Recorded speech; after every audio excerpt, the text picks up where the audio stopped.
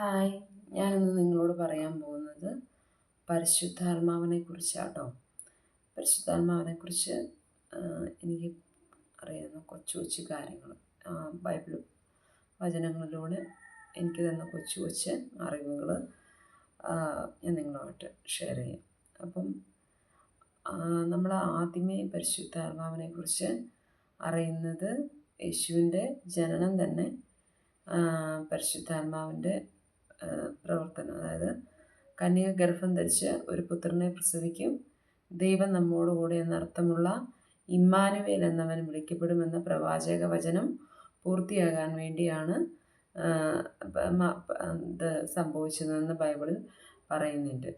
അതുപോലെ യോഹന്നാൻ 15-ാം അധ്യായത്തിലെ കുറച്ച് ഭാഗങ്ങളിൽ പരിശുദ്ധാത്മാവിനെ പ്രതിപാദിപ്പിക്കുന്നുണ്ട്. അതായത് പുത്രനായ ദൈവത്തെ ഈ ലോകത്തിലേക്ക് അയച്ചത് പിതാവായ ദൈവമാണ്. അപ്പോൾ പിതാവായ ദൈവത്തിൻ്റെ അടുക്കലേക്ക് പുത്രനായ ദൈവം പോകുമ്പോൾ കുറച്ച് കാര്യങ്ങൾ ദൈവം പറയുന്നുണ്ട്. ഒന്ന് പറയുന്നത്, ഞാൻ പോകുന്നത് നിങ്ങളുടെ നന്മയ്ക്കായിട്ടാണ്. പിന്നെ പറയുന്നുണ്ട്, ഞാൻ പോകുന്നില്ലെങ്കിൽ എൻ്റെ സഹായകനായ പരിശുദ്ധാത്മാവ് നിങ്ങളുടെ അടുക്കലേക്ക് വരികയില്ല. ഞാൻ പോയാൽ പിതാവ് അവനെ നിങ്ങളുടെ അടുക്കലേക്ക് അയക്കുമെന്ന് പറയുന്നുണ്ട്. ഇനി പരിശുദ്ധാത്മാവ് വന്നു കഴിയുമ്പോൾ എന്തൊക്കെ പറയുന്നത്?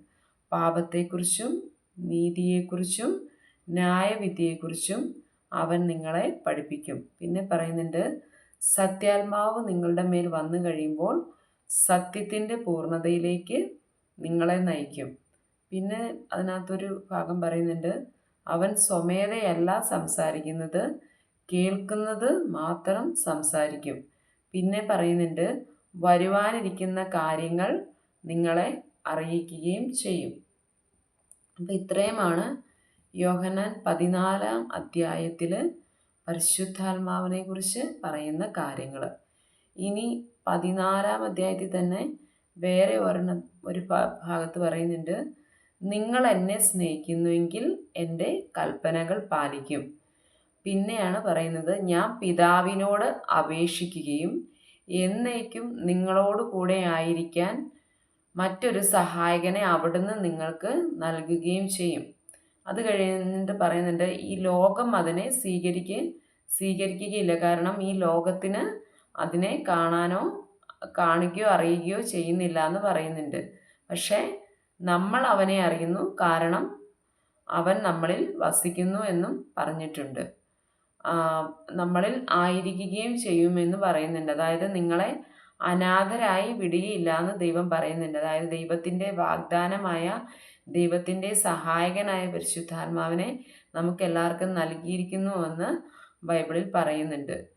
പിന്നെ ദൈവം പറയുന്നുണ്ട്, എൻ്റെ നാമത്തിൽ പിതാവ് അയക്കുന്ന പരിശുദ്ധാത്മാവ് എല്ലാ കാര്യവും നിങ്ങളോട് പഠിപ്പിക്കുകയും ഞാൻ നിങ്ങളോട് പറഞ്ഞിട്ടുള്ളതെല്ലാം നിങ്ങളെ അനുസ്മരിപ്പിക്കുകയും ചെയ്യുമെന്ന് പറഞ്ഞിട്ടുണ്ട്. പിന്നെ എൻ്റെ സമാധാനം ഞാൻ നിങ്ങൾക്ക് നൽകുന്നു, നിങ്ങളുടെ ഹൃദയം അസ്വസ്ഥമാകേണ്ട എന്ന് പറയുന്നുണ്ട്. പിന്നെ നമ്മൾ പരിശുദ്ധാത്മാവിനെ കാണുന്നത് എവിടെയാണ്?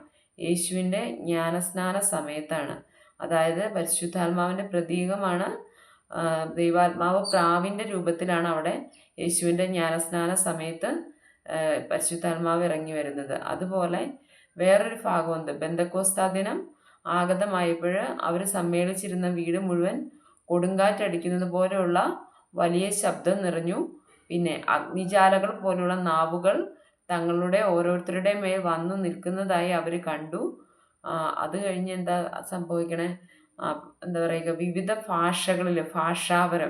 ഭാഷകളിൽ അവർ സംസാരിക്കാൻ തുടങ്ങി എന്നൊക്കെ പറയുന്നുണ്ട്. അപ്പോൾ ഇത്രയും കാര്യങ്ങളാണ് ബൈബിളിൽ പരിശുദ്ധാത്മാവിനെ സൂചിപ്പിക്കുന്ന കുറച്ച് ബൈബിൾ പാർട്സ്. പിന്നെ അപ്പസ്തോല പ്രവർത്തനങ്ങൾ 1:8 പറയുന്നുണ്ട്, പരിശുദ്ധാത്മാവ് നിങ്ങളുടെ മേൽ വന്നു കഴിയുമ്പോൾ നിങ്ങൾ ശക്തി പ്രാപിക്കും.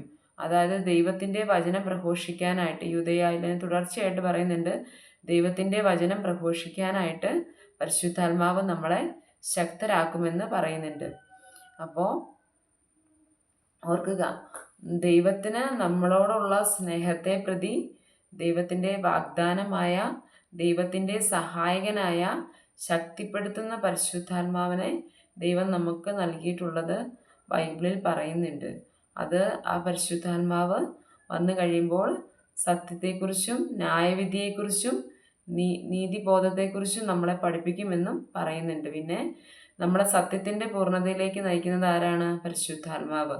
അപ്പോൾ അങ്ങനെയുള്ള നമ്മുടെ ദൈവത്തിൻ്റെ വാഗ്ദാനമായ പരിശുദ്ധാത്മാവിനെ, ശക്തിപ്പെടുത്തുന്ന പരിശുദ്ധാത്മാവിനെ നമ്മൾ ദൈവത്തിൻ്റെ ചൈതന്യത്തിൽ ജീവിക്കുമ്പോൾ നമ്മളുടെ ഓരോരുത്തരുടെയും, അതായത് ഞാൻ നിങ്ങളെ അനാഥരായി വിടുകയില്ല, അതായത് എല്ലാ കാര്യങ്ങളിലും, അതായത് നമ്മൾ എന്താ പറയുക, നമ്മൾ എവിടെയെങ്കിലുമൊക്കെ പോകുമ്പോൾ കുഞ്ഞുമക്കളെ ഒക്കെ മറ്റുള്ളവരെ ഏൽപ്പിച്ചിട്ട് ഓരോ കാര്യം എന്ന് പറഞ്ഞ പോലെ തന്നെ ഇവിടെ ദൈവം പിതാവായ ദൈവത്തിൻ്റെ അടുക്കലേക്ക് പോകാൻ തുടങ്ങുമ്പോൾ മനുഷ്യനോടുള്ള സ്നേഹത്തെ പ്രതി ദൈവം നമുക്ക് നൽകുന്ന ആശ്വാസമാണ് ദൈവത്തിൻ്റെ വാഗ്ദാനവും ദൈവത്തിൻ്റെ സഹായകനുമായ പരിശുദ്ധാത്മാവ്.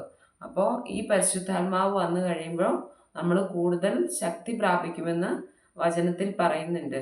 അതായത് വരുവാനിരിക്കുന്ന കാര്യങ്ങൾ നമ്മളെ വെളിപ്പെടുത്തും, അതുപോലെ വിവിധ ഭാഷകൾ സംസാരിക്കും.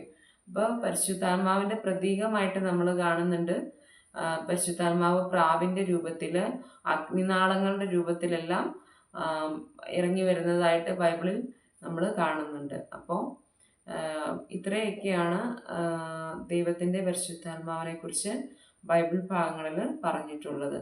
അപ്പോൾ ദൈവത്തിൻ്റെ വാഗ്ദാനമായി നമ്മിൽ വസിക്കുന്ന നമ്മുടെ പരിശുദ്ധാത്മാവിനെ നമ്മൾ വേദനിപ്പിക്കാതിരിക്കുക എന്നൊക്കെ ദൈവം ഓരോ ഭാഗങ്ങളിൽ പറഞ്ഞിട്ടുണ്ട്. അപ്പോൾ ദൈവത്തിൻ്റെ ദാനമായ, ദൈവത്തിൻ്റെ വാഗ്ദാനമായ, ദൈവത്തിൻ്റെ സഹായകനായ പരിശുദ്ധാത്മാവിനെ നമ്മളുടെ ഹൃദയത്തിൽ വസിക്കുന്നുണ്ടെന്ന് നമ്മൾ ഓരോരുത്തരും ഓർക്കുക. അപ്പോൾ ദൈവത്തോടുള്ള സ്നേഹത്തെ പ്രതി ദൈവവചനം പ്രഘോഷിക്കാനായിട്ട് പരിശുദ്ധാത്മാവ് നമ്മളെ ശക്തിപ്പെടുത്തുമെന്നും പറയുന്നുണ്ട്. അപ്പോൾ ദൈവത്തിൻ്റെ വാഗ്ദാനമായ പരിശുദ്ധാത്മാവിനെ, ദൈവത്തിൻ്റെ സഹായകനായ പരിശുദ്ധാത്മാവിനെ നമ്മൾ ഓരോരുത്തരും നമ്മുടെ ജീവിതത്തിൽ ഏറ്റവും സ്നേഹത്തോടെ എന്നും നമ്മളിൽ തന്നെ വസിക്കുന്ന പരിശുദ്ധാത്മാവിനെ നമ്മൾ എന്താ പറയുക, നിത്യവും നമ്മളിൽ വസിക്കാനുള്ള ഒരു പരിശുദ്ധാത്മാവിൻ്റെ സ്നേഹത്തിന്, ദൈവത്തിൻ്റെ പരിശുദ്ധാത്മാവിൻ്റെ കൃപകൾക്ക്, ദൈവത്തിൻ്റെ സ്നേഹത്തിന് അർഹമായ ഒരു ജീവിതത്തിന് നമ്മൾ ഓരോരുത്തരും ഉപകരിക്കട്ടെ എന്ന് പ്രാർത്ഥിക്കുന്നു. അപ്പോൾ ഇന്നത്തെ ഒരു ചെറിയ ടോപ്പിക്കാണ് ദൈവത്തിൻ്റെ പരിശുദ്ധാത്മാവ് എന്നുള്ളത്. അപ്പോൾ നാളെ വേറൊരു ടോപ്പിക്കുമായിട്ട് കാണുന്നവരേക്കും ബൈ ബൈ.